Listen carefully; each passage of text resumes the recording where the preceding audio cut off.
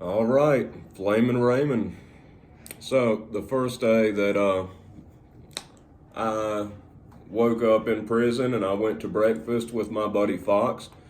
Fox was a person who, we instantly became friends as soon as I got there. He was about 6'4", 240 pounds, just a big bone, strong dude. But we talk alike. Just sometimes when you get around people, you're just like, it seems like somebody you'd hang out with. He was somebody who, seemed like I'd hang out with them outside of prison. And, he was, helped me figure stuff out when I first got in. Him, this old dude named Gobble, they really looked out, helped me get adjusted and figure out how it works. So, Fox, he gets me up, like, hey, dude, wake up, come on, they're doing breakfast. So we walk down there. I ain't even wiped the stuff out my eyes. We're sitting down at this table eating breakfast, and I hear this guy next table. This is not for effect or anything. I swear to God, this dude said this. Uh, he said, "Yeah, F young boys in the A, so what?" And I was drinking my milk. I spit my milk back in the cart, and I said, "What did he just say?" He said, "Oh, that's Flammin' Raymond, the homosexual shot caller." I'm like, oh, that explains everything. What are you talking about? The Flammin' Raymond, the homosexual shot caller. And he goes on to explain the shot caller. He kept saying shot caller and stuff, and I didn't know what that meant. So basically, you got different groups in there. You got gangs. They've got a shot caller. That's the head honcho, the one who makes the rulings, the one who gives the orders. Then you got what's called cars, which a car is just a gang for people not in the gang, essentially, that's often done by state and race. So DMV, DC, Maryland, Virginia, that's a car. North, South Carolina, that's the Carolina car. If you're on the East Coast, all the West Coast guys, they're in a car. And then it also goes by race. The Mexicans, they're automatically in Paisa, Serena at this particular place. Sometimes there are other gangs, but Serenos is the main one. Now, the only people that are on top of the Serenos are Mexican Mafia. There's MS-13, but there really wasn't any of that where I was at. So, apparently, there was a gay gang. They didn't really get any respect, but they unite, like basically to put on a show to act like, yeah, we will unite, we will stand up, that type of thing. And God bless you if you're gay. I don't got any problem with that. But, Flamin' Raymond was, come to find out, he's a sex offender in there for messing with underage boys. And he was a big white guy. I mean, he's about 220 pounds, 6 foot-ish, and country dude who had a low voice, he had a low voice, and you wouldn't think, you just think just some country dude. Nope, nope, nope, nope, nope, no, no, no, no, no, no, no, straight up predator. Time and time again, I saw him making guys what he would call them, his punk, his B word, his girl. I mean, that's what he'd call them. And you would see it slowly happen.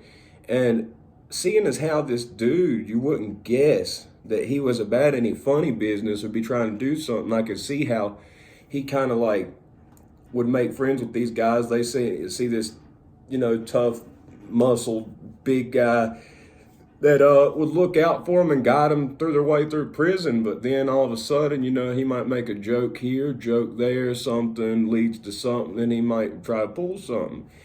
And I guess, a lot of these guys were scared to say something back. I don't know all the specifics, but what I can tell you is what I saw in this particular case with the guy who went by Joe. Joe, I went to orientation with Joe.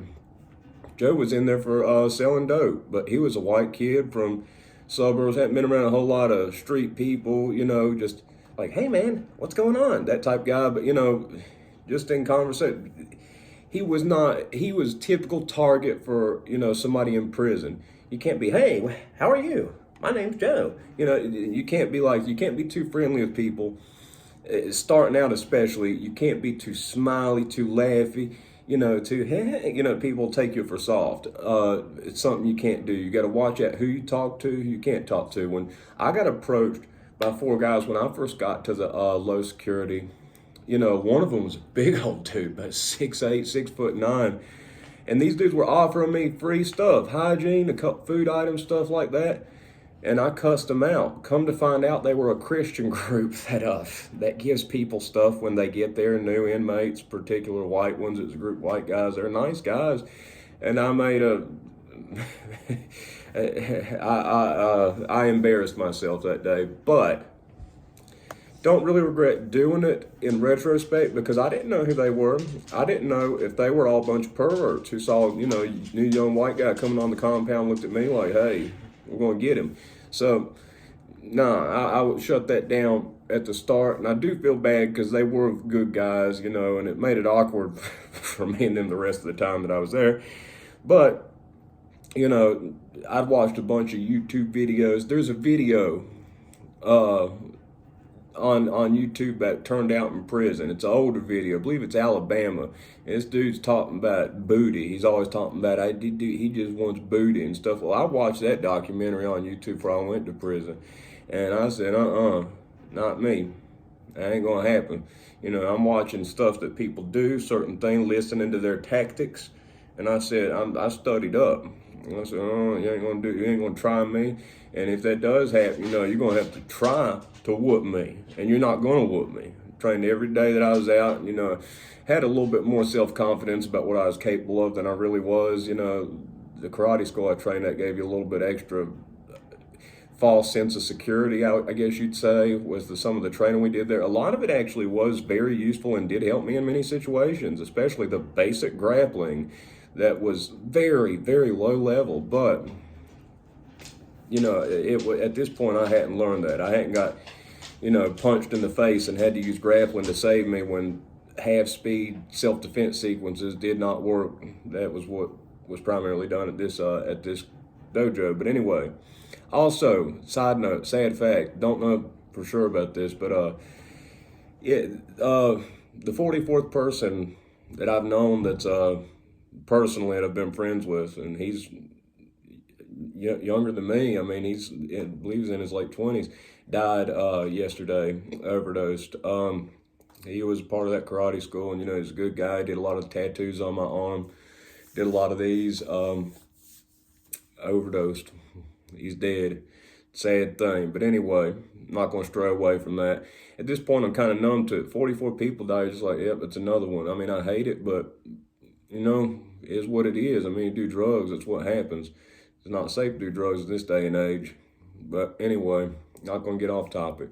So, Joe, I talked to him, and, because I'm a white, people tend to hang with who they're hanging to. So if I go up and I talk to a bunch of guys that, a bunch of black dudes that grew up in the hood and all that, I'm talking like I'm talking, I talk country at first, they're going to look, what's he talking to me for? Get away, get on somewhere. Now, once you're actually established, people see what you're about, conversations happen through different things. Certain things unite people, and they bring different people of different backgrounds together, like weights. I worked out with an all-black lifting crew. Most of the guys were from my area. Now, I'm talking like I talk, and I think that's why a lot of people like me and got along with me was I'm just me. I'm just me. And I cut up. I say a lot of crazy, funny stuff, and people, get on with that.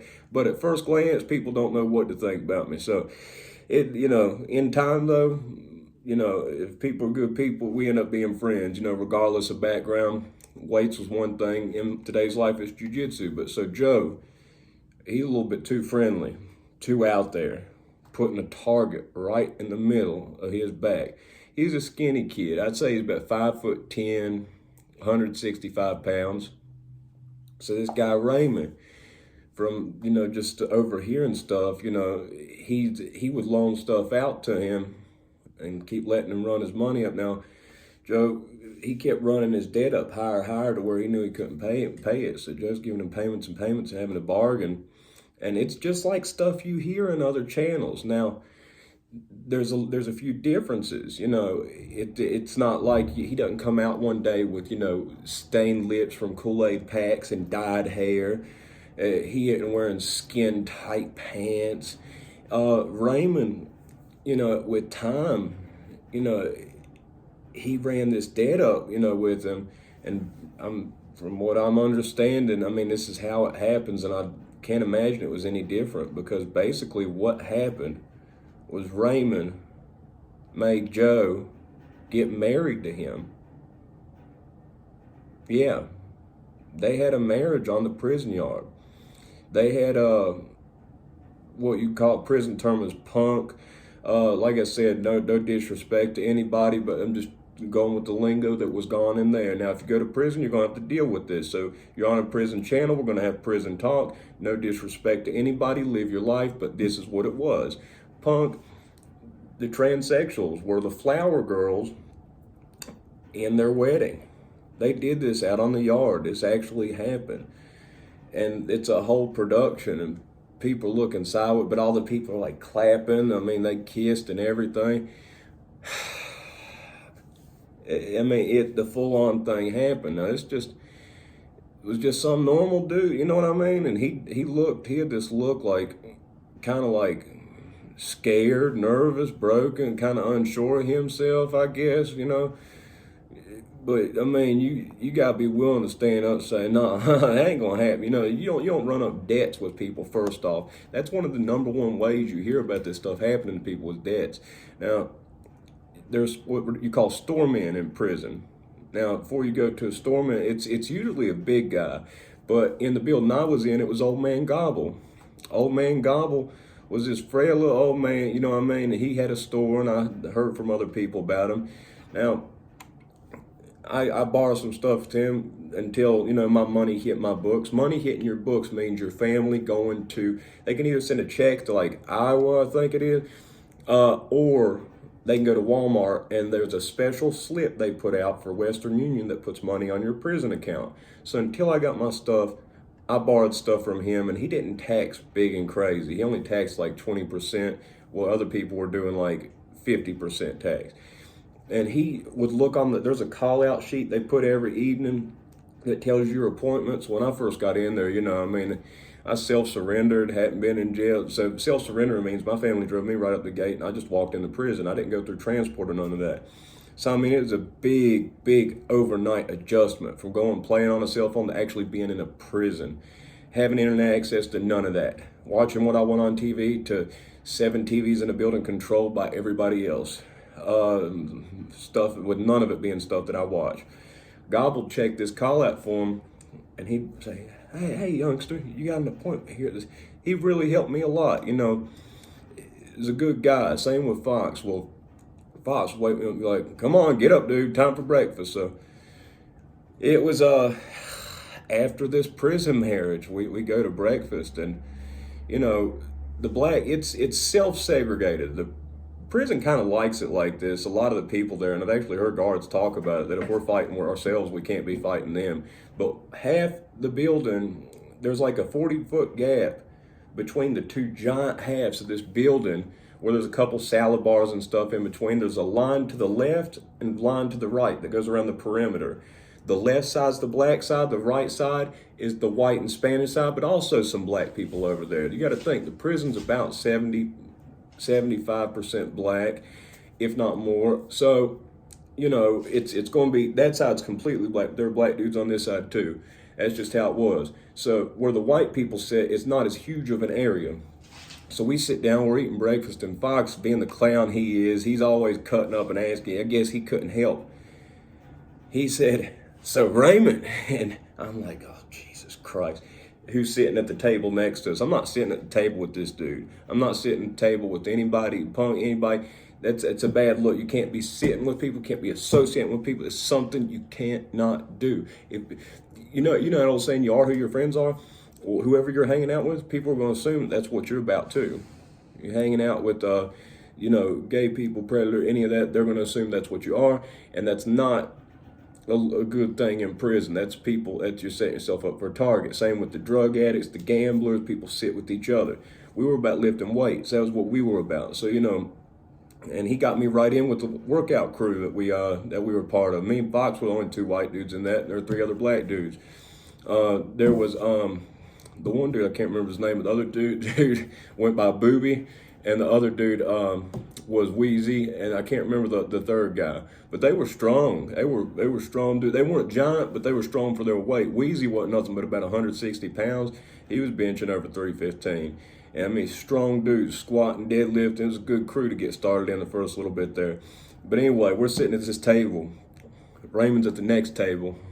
If I was good, so Raymond, and I just do this like, like, dude, what are you doing? Like, I didn't say it, but I'm thinking, God, why are you speaking this to? And he leans towards Raymond. He goes, so Raymond, did you consummate the marriage? Raymond says, I burned his ass up. He said, oh yeah. And I'm like, oh my God, where am I at, man? What is going on here? And in jail, there wasn't none of that going on. Nothing like any of that going on.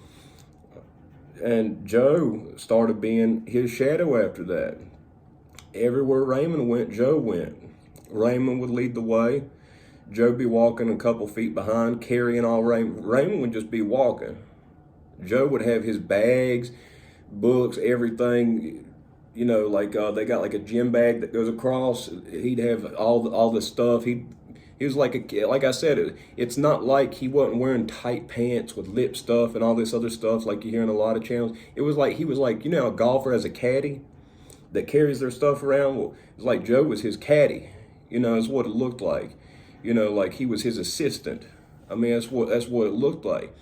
Now after this, Joe, everybody made fun of him relentlessly, made his life live in hell. Now imagine this, you don't get turned out by Flammin Raymond, a giant muscled up gay dude who's the homosexual shot caller, who has beat people up, who smashed people, who can fight a little bit. And you're his prison punk now, and everybody's making fun of you. It's bad enough you're getting turned out in prison, but everybody on the planet making fun of you. Even my boss in there, this old guy, remind you of Uncle Jesse off Dukes of Hazzard. He's retired now. Always have a big old wad of chewing tobacco in his mouth. Even he chimed in, and Joe got a new nickname. Now, like I said, I don't mean any disrespect to any groups. This is just what happens. And in prison, when you engage that type of activity, you're subject to this type of ridicule. The nickname Joe got was Homo Joe. And the old guy who was the boss of maintenance, which was where I worked at there, was you stand at this hallway where you wait out, you go through a metal detector out of there, and you get let out to lunch first as maintenance. You get to go out before any of the buildings go out. All the people in facilities get to eat lunch first, but you wait in this hallway and you're standing there. And this old man boss made a few jokes, called him Homo Joe to his face. Joe went, he filed paperwork on the old man. He filed work on the boss. The boss came back the next day and he told a couple of us, my people across the way from me were high up in maintenance, and he's like, you don't believe what that little prick did to me. And the guys were there like, what'd he do? I said, he went and he filed paperwork on me. He says, I have to take a GD sensitivity class now. I guess that was the only thing you could do, but that boss had to take a sensitivity class he wasn't too happy about after that. There was a little back and forth between them that happened that made future stories, but mercilessly, he was ridiculed, made fun of, and he's Flammin Raymond's punk. He's his boy. Boy's another word. That's why whenever I say strongest white guy at Petersburg, I don't say strongest white boy. I'm not going to call somebody Mexican boy, black boy, and I worked out the all-black crew, but likewise, I didn't like white boy. That's something I didn't put up with. If somebody said that to me, I'd address that real quick. The boy is kind of like somebody punk. You know what I mean? And I didn't put up with that. But mutually, I gave people respect too. But people learn not to use that word around me. None of that white boy stuff. I didn't like that. Call him boy, not a boy. That ain't going to happen. Especially with the alternative meanings of that in the prison world. That was something I did not accept, will not accept, and today I will not accept it. And anyway, so Joe, it didn't go good for him. He just mercilessly got made fun of by everybody, and they'd have their little crew that post up, hang out on the rec yard all together, and you'd see him just wherever Raymond was, within 5 feet of him, and he was just. I'm just from talking to him, just from stuff he said. There's nothing anywhere in there to indicate that he had any interest in being with the guy. That was anything he was about. He talked about, he had a girlfriend whenever he came in and everything else, and he was just some little white guy. Criminals, they don't all look like you think like. Like right now, whoever you are watching this, you could be working in business, working in an office. You go out and you start selling dope, or you rob a bank, you do whatever, they're going to put you in prison just like they would anybody else. All types, all shapes, all backgrounds, everybody goes into prison. Now, there's this weird animalistic culture of like that goes back primitive in thinking. Everything from racial segregation that the inmates do among themselves to, the bigger, tougher, stronger guys. If you've got muscle, you're going to be the leader type stuff. Or if you can fight, if you can fight and it's known, that's going to be something too that's going to put you on up there. But just going in there and just being a nice guy. It's sad because I'm sure he was a really nice guy. Just got caught up selling drugs. Just got caught up selling, selling a little bit of dope. And because he's nice, because he didn't have that background, he got taken advantage of. He got turned out. It can happen to anybody that's scared, not willing to stand up for themselves, not willing to say no. And, it can happen to them. You know what I mean? I educated myself on a lot of prison cultures. When you first go to orientation, they make you watch a video about prison rape. Yeah, they make you watch this whole big long video telling you don't accept gifts from other people. There's an old saying, that people give you a honey bun and they'll mark a little mark on the back of the thing. And if you eat that honey, you try to give them back a different, they're like, I don't want that one. I want the one I gave you. Well, if you and you give them a different one back and it's got the little mark and it doesn't have the little mark, and they're like, well, I don't, you took my gift, so you're mine now, and you accept that you're somebody's punk because of that, well, you deserve to be somebody's punk. I mean, I'm sorry, but if you can't stand up and be like, nah, here's a honey bun, that's that, do something about it. We can both bust each other up right here. Can't promise I'm gonna be the one to fall down either. Just being willing to stand up. There's an old man I knew, lost 16 fights straight. People wouldn't mess with him because they knew they were going to fight his old crazy self. They knew. I heard people say, "No, I ain't messing with him. He's going to make me go on and have to beat him up." And that's the truth. But nobody messed with this old man. He's missing an eye. Lost it in a prison fight at another prison. Still ain't learned his lesson. Crazy as could be, but he was willing to fight. Because he was willing to fight. When there was certain squad, people back down because they're like, I'm going to have to whoop him. I'm going to go to the hole for 30 days, be stuck in a room with no phone, no TV. They only bring the phone around once a month in the hole. And if during that 20-minute period, you're not lucky enough to make contact with one of your family members, better luck next month. You're not going to, sometimes it could be months and months without a call. You got just snail mail, just, regular mail. You have to beg the guards for a piece of paper. You don't get a regular pen. The little thing that's inside a pen that bends, a little flex? That's what they give you to write with in the hole. They give you portion foods that starve you in the hole. And if they want you to break, tell on somebody, they'll put you in a cell with someone crazy or next to somebody who's crazy because the vent system, it sounds like they're right in the room, screaming all day, all night. So knowing the repercussions of beating somebody up means 30 days in the hole. That keep a lot of people from fighting. And also, you lose 30 days of good time. You're going to have to spend another month in prison over it. Then they're going to take your visits, phone calls, commissary. They're going to take 2 of those things. They're going to take one of them for a year, one of them for 6 months, unless you tell on somebody for some crazy stuff or something like that. Because, see, all people I knew, certain punishments we got, including myself, got a year of one and 6 months of another for certain punishments. The guys that got only 1 3-month punishment for the same stuff we did, We knew something, they were saying something didn't make sense. So just knowing, being willing to fight. But if you get in that one fight and you stand up for yourself, people know, yeah, he'll fight. I'm gonna have to go to the hole if I get into it with him, because he'll stand up for himself. That one time, yeah, you're gonna have to go to the hole. Yeah, you're gonna have to put up with it. But word's gonna get around. Yeah, he lost, but he left a mark. He busted so and so's lip. He busted eye. Just leave a mark. Just leave a mark. Let them know you were there. You know, leave a mark. Just get one punch in, one. Even if you got to dig your fingers in somebody's face and rake them down, you leave a mark. You got to use your fingernails and rake them down somebody's face so they're bleeding from that. Whatever you got your ability, you got to do. So people know you're not a pushover, you're not a sucker, you're not a chump.